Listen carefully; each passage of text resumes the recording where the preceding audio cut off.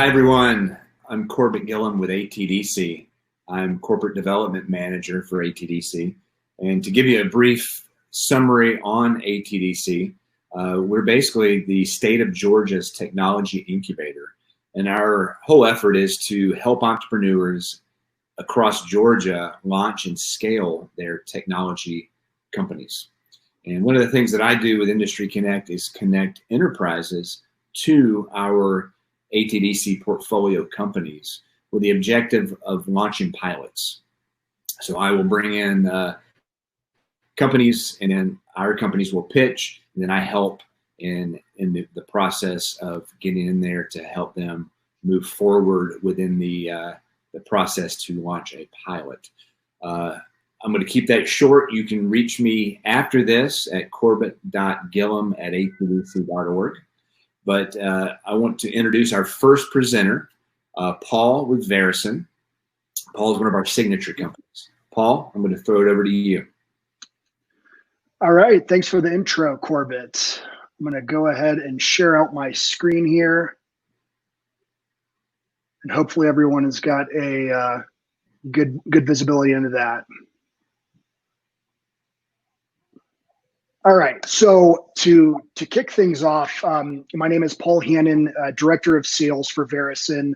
As Corbett mentioned, we're a signature company at ATDC, and we're a supply chain intelligence company really focused in the materials management space. And anyone who has worked in supply chain with materials management, knows the complexities. There's forecasting, there's S&OP planning, and there's just so many different variables that go into inventory and how much of a particular material that you would stock. And what we're trying to do is bring new technology to some of these traditional problems with getting ahead of the curve from inventory management. We start with indirect materials and help our customers innovate as they look to move through the life cycle of managing their materials. And as we look at the baseline of where a lot of the challenges for our customers lie, it's like in so many other areas within technology, it's within the data. And there's a number of reasons why data quality is really poor for materials. But when you think about manual processes, naming conventions, systems limitations, and the result of that is folks who are trying to manage data and help drive decisions are spending 70% or more of their time really just on the data gathering. So it really doesn't leave a lot of time for strategy and execution when it comes to this data. And so when you couple that with the traditional approaches to trying to resolve these situations, things like data cleanses, procurement categorization, and point-in-time optimization, very project-based. Most of the customers that we work with find that these are cyclical type of things where every couple of years you come back around and are really working on the same thing, and really makes it very hard to sustain results in the long run. And when you look at what the potential prize is, this all has impacts on working capital efficiency, also on operational uptime and efficiency.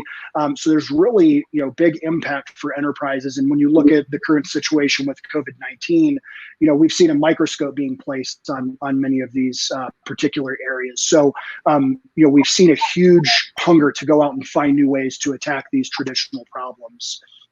And so, here at Verusen, as we, approached, a solution, we wanted to look for, not only can we find ways to apply the best in-class new technologies like artificial intelligence and machine learning, of course, but how do we extend our vision and enable our customers to, really implement new operational models? And so our overarching vision here is the intelligent connected supply chain. And I know that's somewhat grand and broad reaching, but to focus it in on the way that we're seeing this play out is, number one, with the intelligence, right? Actually, extracting intelligence from the data, not only within the four walls of our enterprise customers, but starting to reach out into their suppliers and different nodes of the supply chain, and really starting to centralize the intelligence, connectivity, and again, looking beyond just the enterprise, but out into the supply chain. How can we help break down some of the silos, but then also start to, and closer to real time, start exchanging demand signals with others in their supply chain. And then finally, trust. And when we see the applicability ability of bringing these new technologies to companies who, in some cases have been doing things the same way for quite some time. Trust is really important. Not only that, trusting data, trusting the integrity and quality of the data, the recommendations that our platform is making for, whether it's data cleanliness or for inventory optimization, but also giving folks a voice. What we see so often is that misaligned incentives and different incentives between different stakeholders within the business can really, throw a wrench in some of these projects and really reduce ROI or reduce the potential to save money and to help the company, achieve new ways of doing business. And so what we do is we give everybody a voice through the platform to give user feedback and really train the platform on how an enterprise makes decisions. And so, really what we're doing is we're trying to accelerate outcomes, accelerate the ability for businesses to make decisions. And we realize that, when it comes to inventory materials, making decisions is really the way that you start to get a handle on reducing working capital waste, on improving efficiency. And to do that, we realized that we had to, use technologies purpose-built and trained in a way to allow users to make decisions, because once they make those decisions, then you can actually start implementing changes and moving the business forward.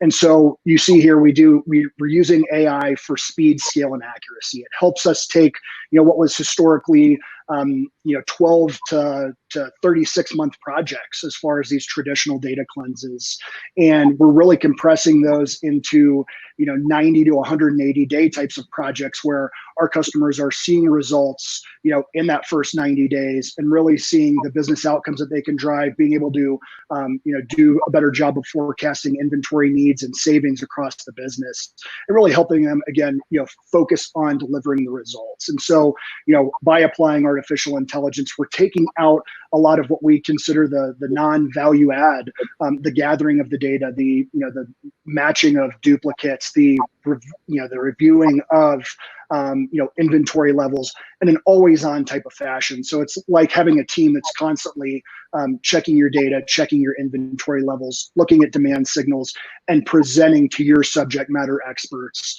the insights to help them drive better decisions.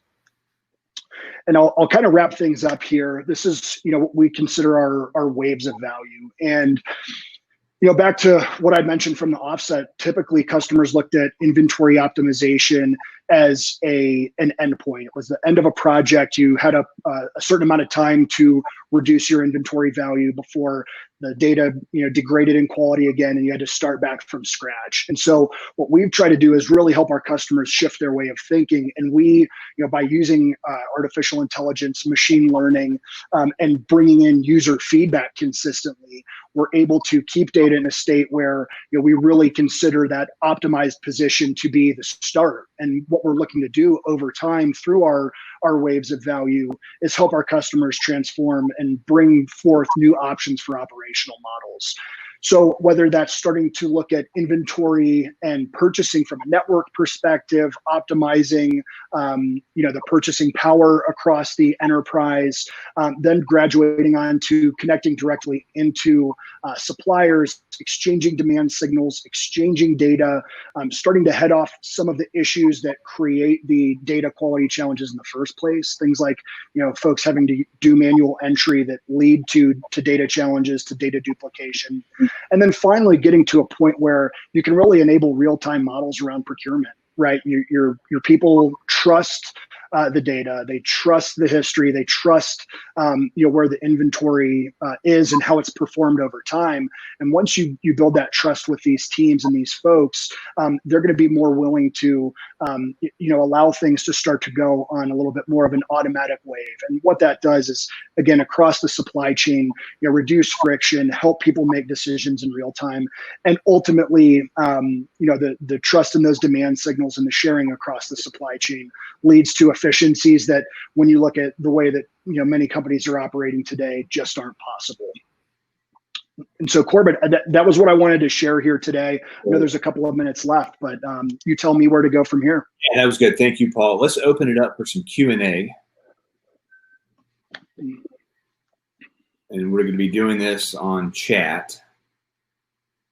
in the meantime, while we're waiting on questions, what are some of the challenges you've seen with companies that you're working with, enterprises, due to COVID, and some of the obstacles that you had to work through over the past several months? You know, I think as we've all seen, the supply chain has really come into focus. And, you know, with our focus on materials management, we're working with, you know, primarily large global manufacturers and other asset intensive industries. And whether it's just, you know, rerouting of supply coming from overseas and the you know, discrepancies between what's being ordered and what can be fulfilled, to just kind of simple things like, hey, we need PPE in our facilities to run safely pre-COVID. Now there's just such you know, tremendous crunch on supply and supply chains. And so, you know, we've seen obviously the supply chain as a whole come into you know, focus through this, and some of the needs on improving visibility, improving you know, the ability for companies to exchange data business to business. But, you know, even our companies and customers who are supply chain experts, we've seen, you know, significant gaps in capabilities showing up. And I think a lot of it does come back to, again, that data, that visibility, and how can they access it and make decisions really quickly, because right now that's key. Make decisions quickly and have trust in them. We have a question from Rose Scott. Does your platform integrate supplier diversity metrics? So, you know, at this point in the development stage, we don't. Now, that is something that we've you know, had some questions and had some demand for. So we've kind of explored. And I'll say this, you know, as part of our, you know, move towards procurement analytics, you know, looking at vendors, you know, purchasing history, looking, you know, deduplicating data across platforms. It's certainly a signal that could be, you know, theoretically, I think, you know, relatively easily, you know, we work with the customer, understand what their needs are, then apply that to the way that we're already analyzing data. But as it stands today in the platform, that's not part of our functionality. Rose Scott also has another question. Are there particular industries your platform serves? Yeah, so like I said, it's, you know, really asset intensive industry. So, you know, manufacturing across verticals, and just some examples, you know, CPG, pulp and paper, automotive industry, oil and gas, you know, airlines. So, you know, really anyone who's, you know, like I said from the start, we're focusing on indirect materials. So anyone who has spare parts and parts that need to support operations. But moving forward, looking at direct materials, finished goods as well. You know, really any companies that have challenges along those lines are going to be, you know, prospective customers for us. Any ones that are more popular than others? Yeah, and so certainly CPG. Food and beverage are you know, two industries that we've got a good stronghold. Pulp and paper, and then oil and gas as well. I think oil and gas has really come on just due to the, you know, economic pressures on that industry as a whole. But we've brought on customers here through the pandemic on, you know, 4 of 5 continents where we would, you know, typically expect to do business, just in the oil and gas industry. So, you know, very interesting as they're looking for ways to be more efficient with capital, cut costs, and, you know, survive the times, right? Well, that's great. Thank you, Dan or Paul, for joining us and telling us a little bit about Verusen. And as I mentioned earlier, everybody's contact information will be at the end of this session, and we can distribute that. All right. Thanks for having me, Corbett. Thank you, Paul. Our next presenter is Vince with Barminder. Vince, I'm going to throw it over to you. Hey, everybody. Thanks, Corbett. Really appreciate the opportunity to talk with you all today. My name is Vince Anito. I'm CEO and co-founder of Barminder. It's an IoT liquor inventory platform that combines patented hardware with big data to reimagine the entire supply chain. And we originally came up with this idea because of an experience my co-founder, Justin Park, had while he bartended his way through law school. And that really is a story of loss. Bars and restaurants operate on extremely low margins, typically only about 10%, but they make a ton of money on liquor. However, part of their problem is they're losing about 20% of that to what they call shrinkage. That's over pours or free drinks or just bottles that kind of like wander off. It's 20% every month. And that hits them not just on additional COGS, but on foregone revenue, because they're not actually collecting money for those free drinks, which hits them at that higher multiple. When you combine that with the fact that the only way they can keep track of their inventory right now is by manually counting, it adds up to a huge amount of money that they're leaving on the table every year, up to $50,000 or 50% extra profit they could be getting. And so basically, the only way they can try to figure out what's going on is by counting. But then at the end of the week, when they count and they realize they came up short, there's not much they can do about it. It's a trailing KPI. So without any way of figuring out what the source of the loss is, they're kind of flying blind. So that's why my partner and I created BarMinder.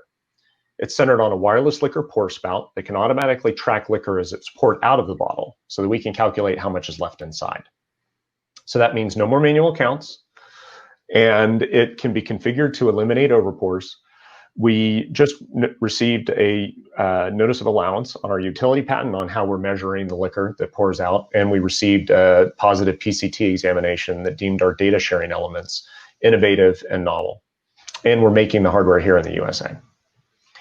So we're packaging this system as hardware plus SaaS. So $2,500 installation for the average bar needs about 50 tops plus $399 monthly service fee. So these wireless spouts can automatically detect what type of bottle they're on. So we call that manual or fully automatic self-assignment. So that means that you don't have to label these. You're not leaving it up to the bartender to make sure the right spout's on the right bottle. And when these detect pours, they report that back to a local hub. And the local hub has the ability to automatically count everything that is in the storage room as well. So we can track a bottle from when it enters the location until it goes into the trash.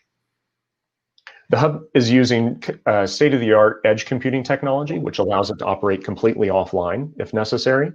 And when it's able, it synchronizes that with the cloud, where we can perform magic on the data before sending that back down to our clients via mobile app. Now, $399 is one of the larger bills that our customers are used to paying, but we've set it there because of the huge ROI this system can provide. So here you can see how BarMinder affects our typical customer's bottom line. And this is assuming a 20% shrinkage and 8x markup. So fine, you don't believe me. Vince, you're crazy. You're not going to collect all that. You can see we've discounted the shrinkage and the recaptured revenue pretty significantly. And this customer can still recognize a full year of BarMinder and installation cost ROI in month 3. So the point here is that there's a significant ROI for these customers, and that's why the beta program that we're about to start before the end of the year is oversubscribed. We have owners representing over 50 locations who said they want to in on the beta, but I think Chad here kind of summed up the amount of energy we're getting quite nicely. And this is all just with our lead product to monitor liquor. We have a technology roadmap that is going to cover the entire inventory picture. However, we are packaging this as a self-contained product to begin with, but the data that pours out of it is also extremely valuable. So you can see that since we're measuring real-time pour events, there's a lot of interesting things we can do with that. The first thing that's obvious is we know how much inventory our customers have. We know what they're using. We can predict when it's going to run out really accurately. So liquor distributors currently spend a huge amount of money on sales forces, and they spend most of their time taking weekly orders. By being able to take those orders and place them automatically, we can free up their sales force to be able to be much more efficient and push new product. In addition to that, we know what's being poured in every one of our locations down to the minute. So we can provide Nielsen TV ratings for liquor. So I'm talking about like what is the most what's the most popular cocktail at halftime during the Super Bowl? We can tell to the minute. How effective was that gin ad? So this is just scratching the surface, and it's been really interesting to see the different ideas our customers are coming up with. And we've already begun conversations with strategic partners to bring these models to reality. So the stacked revenue streams greatly increase our total addressable market. And you can see here where we've kind of tried to put some numbers on these. So after COVID, we think there's about 215,000 liquor serving establishments in the US, making the core inventory SaaS product a $1.5 billion market. The data product, there's nothing quite like BarMinder. available right now. There's a couple companies that are trying to use point of sale data or trying to scrape social media to see how things are going. They typically charge about $10,000 a month per client with several different manufacturers and distributors. We think that's at least a $660 million market. And then the automatic ordering with those 215,000 locations, ordering about $5,000 a month in orders. If we collect 1% on that, we can get about $500 a month, making that a $129 million market. So all that together in the US is about a $2.5 billion market.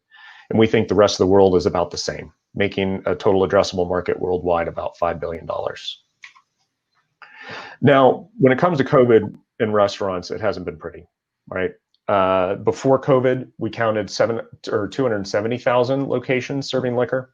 And based on our research, we think there's going to be about a 20% attrition in that customer base, but it's going to be really focused on the single location and sole proprietor demographic. So that still leaves about 215,000. We were very fortunate in terms of how these shutdowns affect us because we closed our first round of funding right as COVID hit. This allowed us to put our heads down and commercialize our MVP. And our competition really wasn't so lucky, and so they took the full brunt of that. So this has given us a really good opportunity to catch up.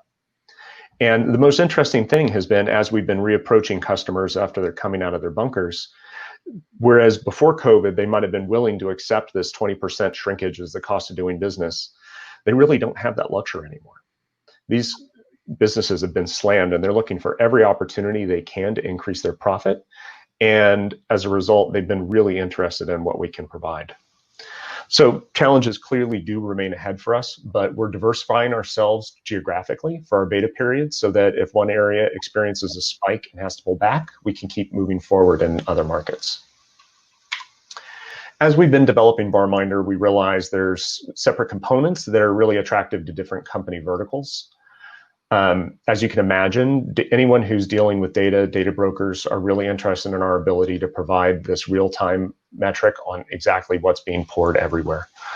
And as I mentioned about distributors, in addition to us being able to take control of their weekly ordering process, they also want to be able to supercharge that sales force with better data.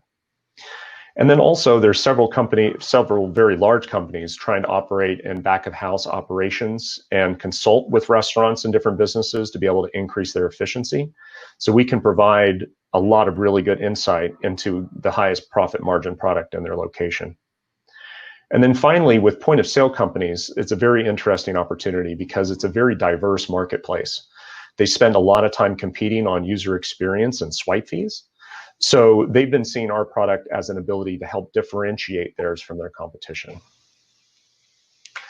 So as you can see, we're solving a real problem experienced by over 200,000 businesses every week. We have a patented technology that's rolling out right now that solves this and are in discussions with strategic partners to bring real innovation across the supply chain. So now we're seeking partners whose capital and experience can help us make a major impact in a multi-billion-dollar marketplace, because no one should ever have to count inventory by hand again.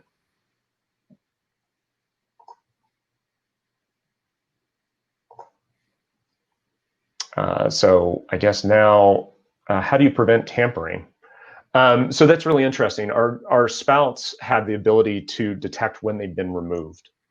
So these spouts can, in addition to self-assignment, can detect if they've been taken off, right? So that prevents bartenders from taking it off and pouring themselves a drink, or even taking the cheap well whiskey and putting it on a Macallan's and pouring themselves a drink. We can detect all of that. And so that's where the self-assignment is really interesting. How long did it take you to get industry product certifications? We didn't get any government support for R&D. That's been all privately funded. I'm not sure which industry product certifications you're talking about, whether it's FCC possibly or NSF. Those are things that we are getting as we're bringing our product to market. We don't have any tax credits. If you have connections for that, I would love to talk with you. Repair and maintenance costs. So the battery life of these is at least a year based on our current modeling. And in addition to that, we expect and that's directly correlated to the highest use, right? The battery usage is primarily during the pouring operation, whereas most of the time they just sit on the shelf. So we expect them to last at least 3 years. And as long as people continue to become a customer, our plan is to be able to replace these for free as part of the ongoing service. These are great questions. Thank you. Marketing principally word of mouth. Yes, right now, because we're an early stage company, we're focusing on a couple key markets, Atlanta being one of them. And we're trying to grow organically at this point. So we're not doing a big marketing spend at this point. Does your cat? Yes, it does. Hardware's hard, right? So cash flow is tough. It's a big part of our cash spend. And one of the nice things and why we've been able to build this domestically is because we are a SaaS company at heart. We like to call ourselves a widget-enabled data company, if you want to take that a level further, because we see there's a huge amount of value in our data. But yeah, cash flow is a big part of where I spend looking at my financial model to make sure that's all really in a good position for our customers to be able to give them good support. Oh yeah, so I got your answer. There it was. Oh, my camera froze. Any other questions?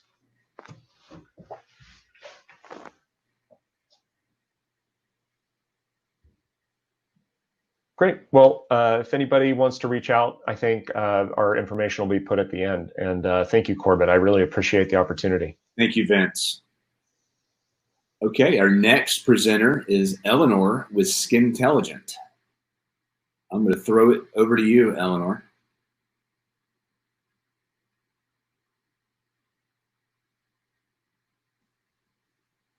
Hi, Corbett. Can you hear me? I can, yes. Okay. Can you see my screen? I can see your screen. I don't see my slides. Hang on a second. Presentation. Okay, here we go. Okay, how's that? There, we can see it. Yeah, okay, great. So hi, everyone. Thanks for the time today. Thanks to Corbett for inviting me. And I'd like to turn your attention over to artificial intelligence and skincare for a moment. I should mention that in a prior life, I had a role at Coca-Cola that involved corporate innovation. So I understand the side of the table that you're sitting on, and many days during the startup journey, I very much missed the stability of that role. So I am the co-founder and CEO of Skintelligent. And what we do is we power personalized beauty and retail solutions through developing artificial intelligence skin analysis. And so if you think about the problem statement within beauty, particularly in this COVID era where so much of the transacted activity takes place over e-commerce, if you look at the beauty shelves and the way that people do discovery and purchasing of beauty, a lot of it involves browsing endless shelves and beauty consultations. But in this realm of COVID, where from the e-commerce sales have gone from 10% to 65%, what do? You're running through an endless shelf. There are no beauty consultant that's there to assist with you. And so there's a challenge with this $540 billion industry in terms of how do customers navigate to the right skin diagnosis and then find the right product recommendations when you move online. I should mention that in terms of COVID's given a pretty significant tailwind, both in terms of consumer beauty, which has jumped from 10 to 60% online, and medical dermatology has mirrored that, going from 9 to 51%. And both of them will sort of settle somewhere in the 20s when it's all said and done. So what have we done? We've developed a suite of products that enable consumers to have their skin and their hair analyzed, that then ladders through for them to the ability to receive precise product recommendations. So the way that we think about personalization within the beauty sector and the solution we're dividing is we sort of break down personalization into two halves. One, how do you get to the right diagnosis to determine what that customer needs? And then the other part of that equation is how do you then convert that diagnosis to the right set of ingredients and products that are the most tailored and suited for them? So we do that through developing a suite of AI skin analysis solutions where we can analyze your skin based on a smartphone picture. Currently, we're able to measure 4 skin conditions and 3 hair attributes. And then from that, we take in a couple of user inputs and we then curate a set of product recommendations based on the unique skin composition and unique skin needs that the customer has.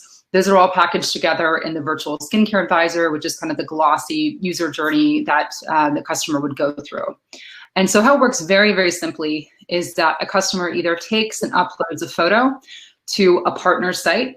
The site then connects to our backend via API, and we can read for the 4 skin conditions, 3 hair conditions.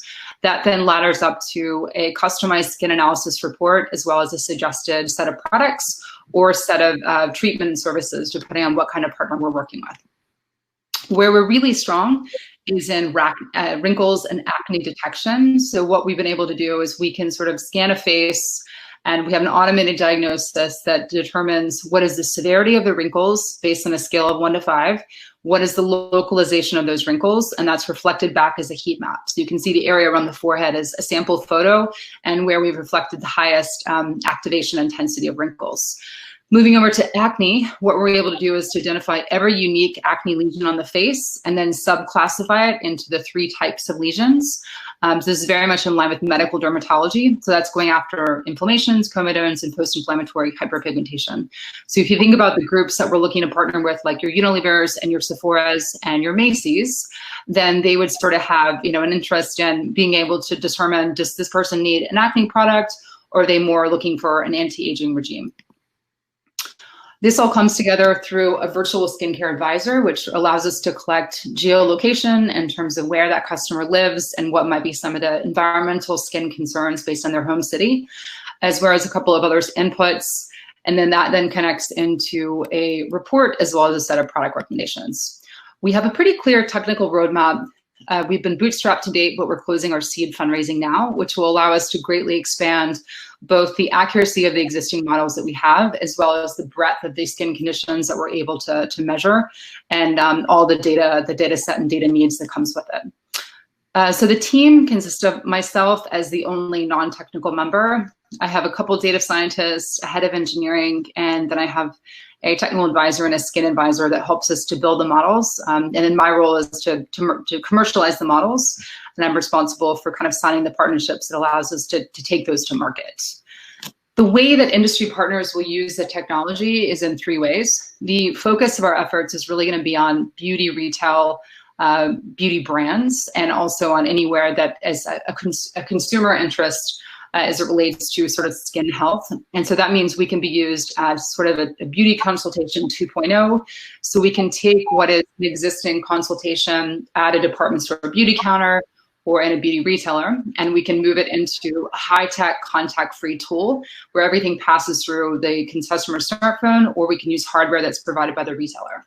Similarly, we can partner with e-commerce players or beauty brands that are looking to drive their digital presence and digital experience with virtual consultations. And we are now in the process of, we're entering an agreement with the #2 beauty player, and we're a finalist and working on an agreement with the #1 beauty player to license our tech to be available across their digital assets and platforms. Lastly, for us, the medical market is actually quite new, but we found that as we've been building for sort of a medical grade end of consumer tech, we found that our technology is actually of interest to a couple of telehealth players. And we're now looking at getting some of our models into the market in Q1 in a very different workflow. So it's sort of like a clinical decision analysis tool for primary care physicians rather than powering beauty engagements and beauty brands. So the tech can be deployed in a couple ways, where you go to a landing page of, let's say it's Sephora, let's say it's a brand, you have a couple instructions on how to take the photo, input some skin concerns, we analyze the image, and then that's taken through a set of recommendations and a set of products that are customized to the partner that we're working with. We're also able to sort of free ride on the customer training that's taken place around QR codes. So over the last few months during COVID, as you've gone into restaurants, you're no longer given paper menus, you're given a QR code that then takes you through a web API on the phone. We can also use that as the point of entry that allows us to have a contact-free phygital activation and create a positive experience at the retail point of sale, all passing through customer smartphone. In terms of traction momentum, we are still pre-revenue, but we have a very, very strong near-term pipeline. In deep tech, as a standard, you have to spend about 12 or 18 months in a bunker developing your tech before it's ready to commercialize. And now we're ready, and we've got a pretty strong partner list of companies that we're going on board with. And so we're very excited and proud about that. And then in terms of momentum, we've been fortunate enough, without any PR team or marketing budget, to be mentioned by a couple of names: Forbes, Cosmetics Design Asia twice, Vogue Singapore, and then lastly, we were selected as a showcase company for Venture Atlanta. And currently within ATDC, we are a seed stage company, so we're definitely earlier stage, and now just at the point of taking the product into commercialization stage. But we're very, very excited about the possibilities. We're very glad to be a part of ATDC, and I'm very glad to share it with you today. So I'm happy to answer any questions, either about my business, or if you have questions about how your company might get started in terms of an AI journey or a data science journey, I can definitely field questions in that area as well.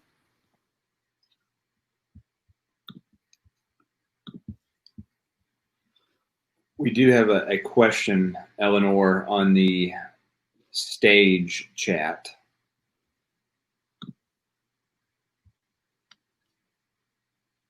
See, it's a bit slow. Okay. That is a great question. So we don't get involved in the suite of products. We're a tech provider. We don't sell our own beauty brand. So we sort of need to be at the, we need to work with the partners within their own portfolio. But within our own locus control, what we can control is what kind of skin conditions, ethnicities, and skin types we're building for. And actually the core value of the company is inclusive AI. So we want to be swimming upstream. A lot of AI companies which are building facial recognition models and AI that are for and by Caucasian skin, we're actually leaning in very hard to inclusivity, and we're partnering with a couple of university dermatology schools to be able to access an inclusive data set. So that is something that we're taking quite seriously, and I think it's, you know, one of the things that we can look at this year is that you can sort of, a startup can move faster in terms of meeting some of the social demands of the moment. And definitely inclusivity is one of the things that we're taking quite seriously.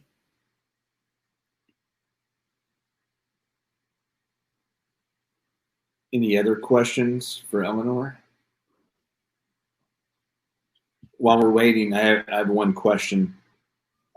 During the pandemic and retail, you know, the whole landscape changing, have you had to pivot your model or your go-to-market strategy a little bit on going directly to a retailer?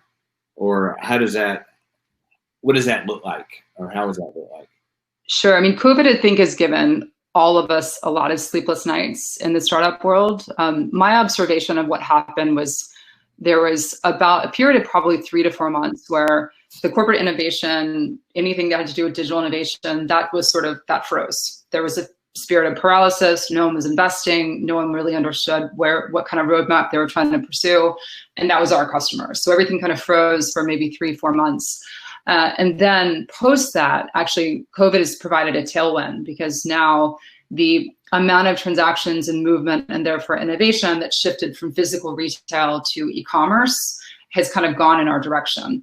I think where the pendulum will swing back is we'll need to find a way that eventually, as we know that now that the vaccine announcements come through, whether it's 6 months, 12 months, eventually there's some degree of normalcy that we'll return to. The question will be, how can we create meaningful experiences that then drives people back in positive ways to go back into physical retail? I believe there's one other question in this stage. Sure.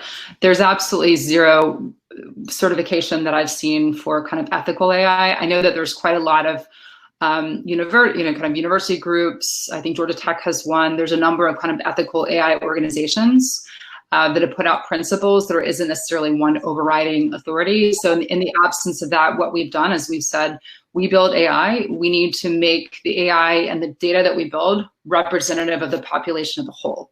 So that's one of the core tenets we've decided to pursue. It definitely is more difficult to do that, but I think for us, ethical AI means inclusive AI.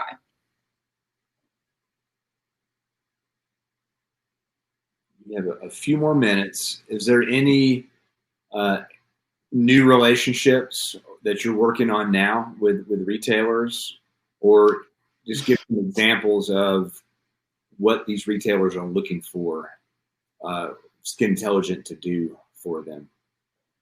Yeah, so there's sort of been a trend within beauty as a consumer product, maybe a little bit more generally, where it's gone from maybe a little bit more marketing fun to a little bit more scientific.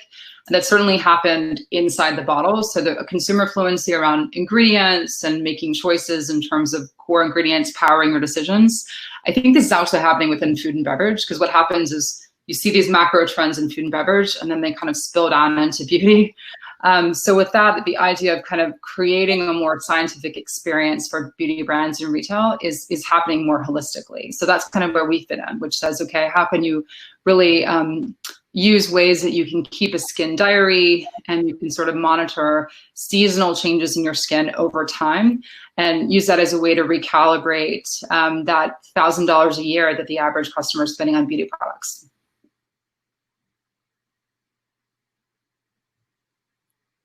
That's good. Well, thank you, Eleanor, for your time in presenting.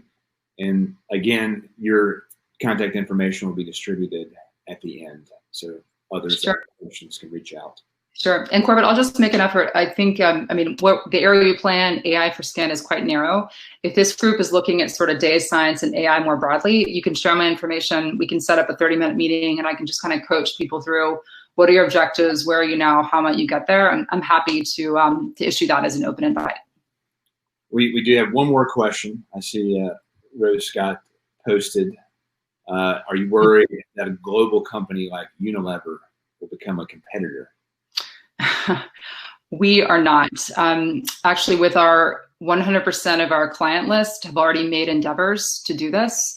And all of them have come back with the conclusion that because of a lack of focus, because of a lack of in-house data science capability, it's better to partner. And so they've already gone through that list, and they've already sort of exhausted that that's not the avenue that they want to pursue. Thank you so much, Eleanor. Our last presenter is Dan with Pointivo.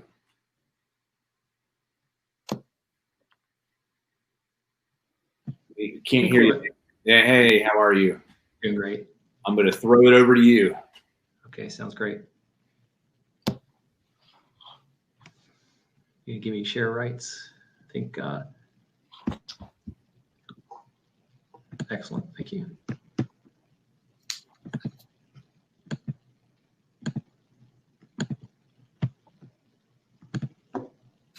There we go. Okay, can you see it? Yes. Okay, great. Thanks, Corbett. So my name is Dan Chapreri. I'm CEO, co-founder of Pointivo. It's great to be here today. So Pointivo is a software company. We're experts in computer vision AI, and we're focused on is enabling inspection of physical assets, of large physical assets in a remote fashion. And from that standpoint, when we think about contactless work and everything that's come up with COVID over the last 9 months, that was where we were focused from the very beginning. Basically, instead of forcing someone to go out to a large asset like a building or a nuclear plant or a big storage tank, fly a drone or get imagery from a manned aircraft and allow them to sit at their desktop and do it. So it's actually pretty good timing for us just overall with it. We'll focus on that.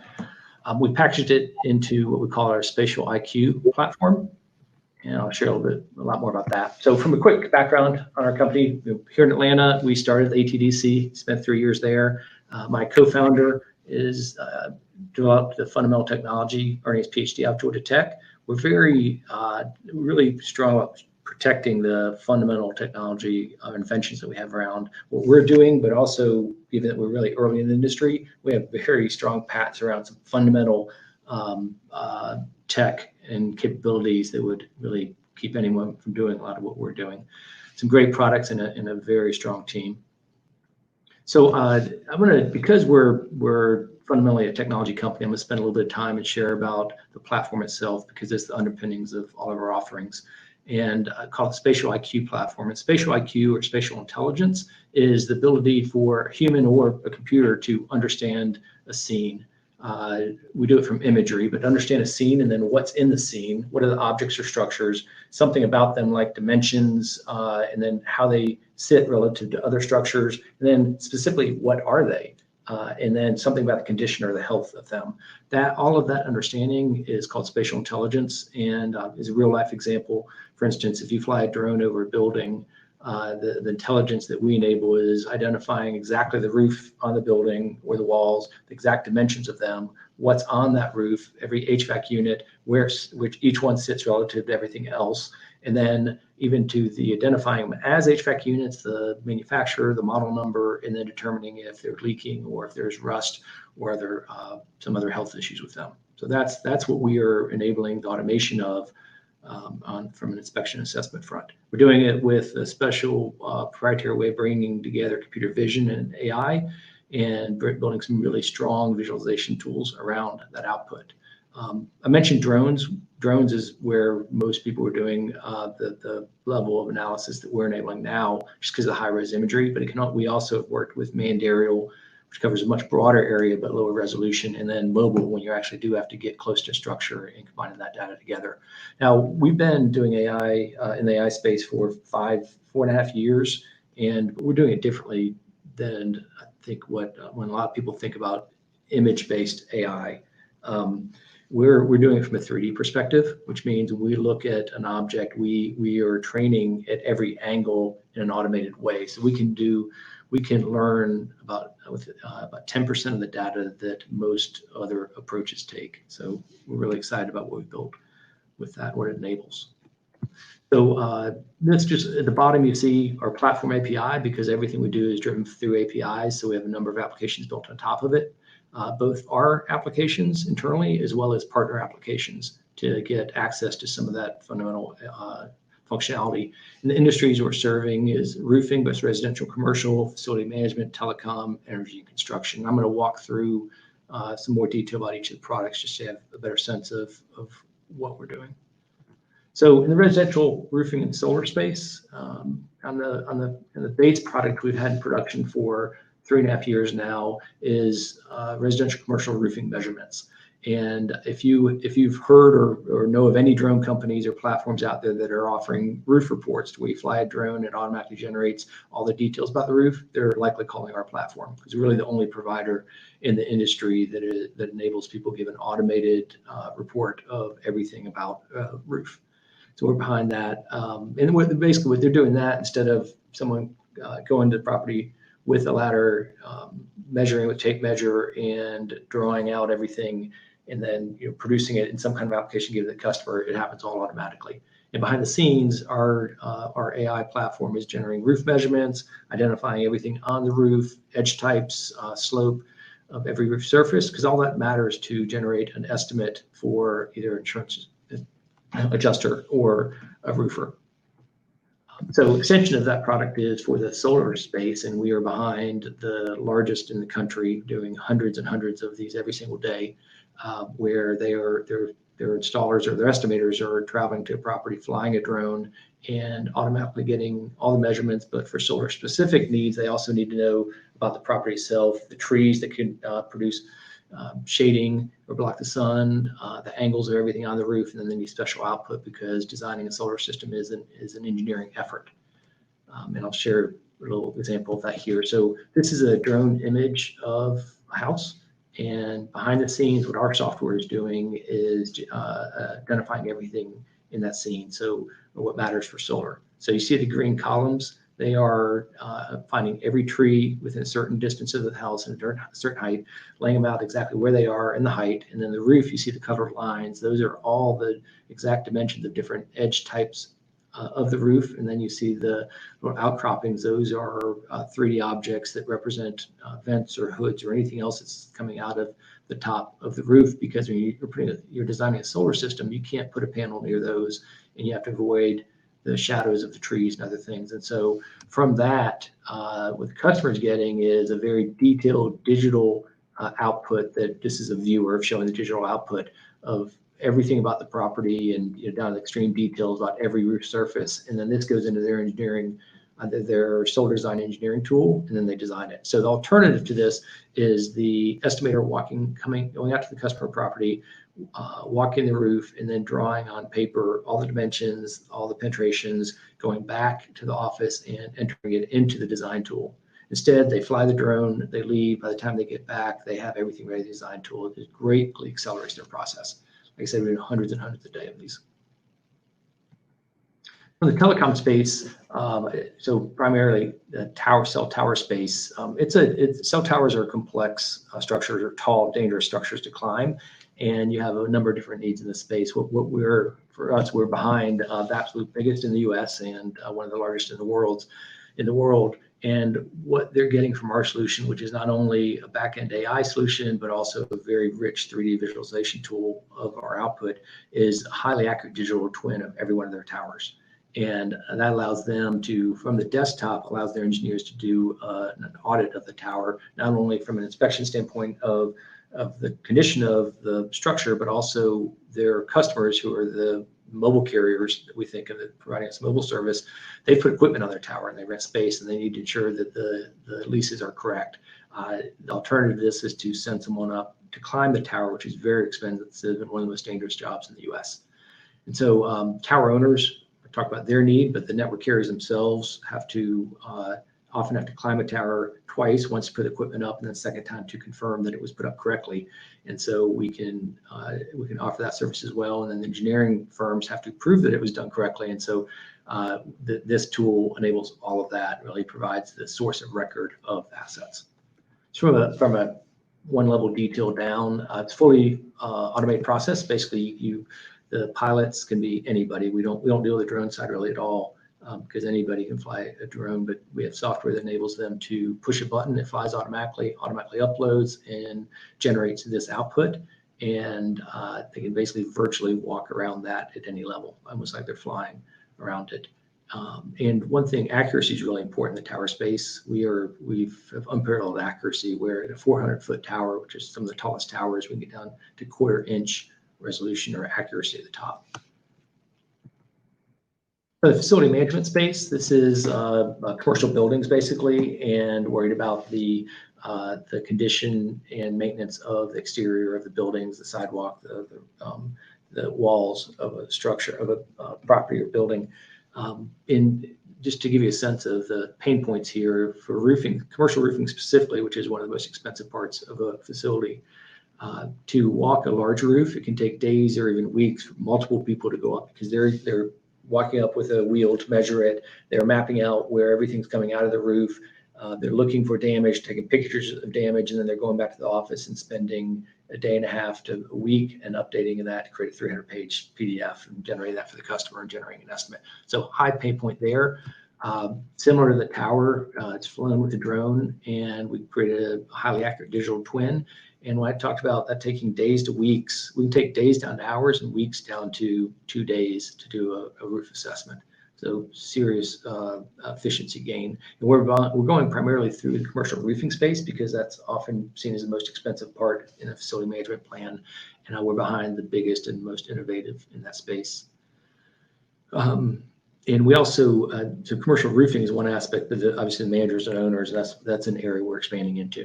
And they're more concerned about budgeting and long-term planning for their facilities.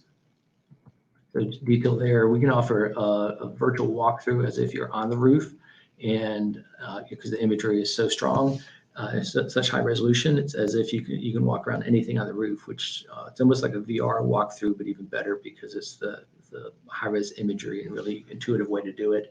AI is generating everything. We have 53 different penetrations or items on a roof that we track. We have 112 deficiencies or problems with the roof. That's all automatically generated. So inspection is the bringing together of all those features for more of a generalized inspection tool for multiple markets. So really meant for generating digital twins for large complex structures. So you see in that picture, an oil well. That's a challenging one. And so this is about offering all the features to do an inspection, but make it industry specific. So for example, this one's in beta for one of our first customers for oil storage tank fields. The lexicon of the language within the tool is all about oil storage tanks. The workflow that's designed for the inspector is all around that workflow, and the checkoffs across the different stakeholders are all customized to that. That's really a differentiated approach that we're taking. And then these are all industries that we're targeting for this kind of product, and this one is in beta still. So how has COVID impacted Pointivo? Well, from our own standpoint, we were working remote a lot anyway. I have probably half our workforce. It was an hour and a half from Atlanta, and so they weren't coming into the office anyway. We're doing everything via Zoom and Slack and a lot of async communication. So really not a big change there. But from our focus on remote work, transaction growth has been really positive. This is from September to September, and the right half of that is all during COVID, and we're seeing growth all across the board. Now, the interesting thing is this is all growth that was planned. I don't know that's highly reactive to the situation, but we definitely have not seen a drop off, and we think it's only going to grow given where we're targeted. So that's it for the deck. Any questions I can answer? While we're waiting, Dan, for questions to come through, what are you seeing in terms of drone adoption today? Yeah, so when we started 6 years ago, we actually started mobile phone capture just because drones were not really in the mainstream, well, not at all. 2015, they started coming up. 2016, we refocused on drones, and that was very, very early. Over that period, we've seen the early adopters and innovators and people hiring a drone champion, but not doing a lot. Last year, 2019, was the first year that we saw real adoption and growth within the drone space. This year's, I don't know about COVID's been a little bit weird with it, but we're seeing them actually build it. Instead of being a proof of concept and see what they can do with it, now it's becoming core to their operations. And you've got the early adopters on the next level doing that. And I think with the success they're seeing, I just only see it taking off great fast. But we're early. It is very early in the drone space. We see tremendous growth coming. And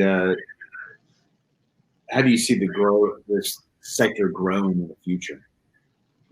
Yeah, I think when people realize that the cost, when they look at the cost difference between sending someone out to a property versus being able to, you can hire out a drone. Like those are all automated with our system, where if you just want something flown, there's a whole infrastructure built up with drone pilot networks, and we can get a drone pilot out there within a day, have it flown, and have it in front of you, looking for your desktop, every detail with high-res imagery.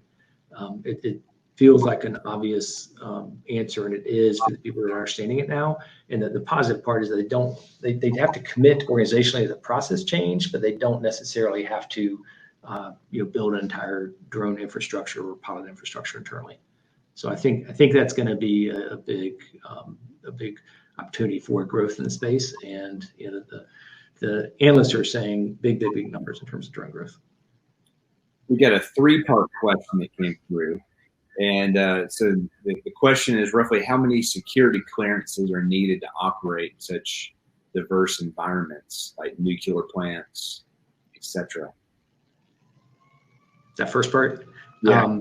So the experience we have most with is on the facility management space in towers, in terms of mostly around airport restrictions. So we have not done a nuclear plant yet. We're in discussions for that, and it is fairly high level of security. But so far, it's more around regulated airspace is the bigger challenge. But there's also all kinds of infrastructure in place to allow us to automatically determine the level of approval you have to get. You can typically fly it, you have to go through multiple levels of approval.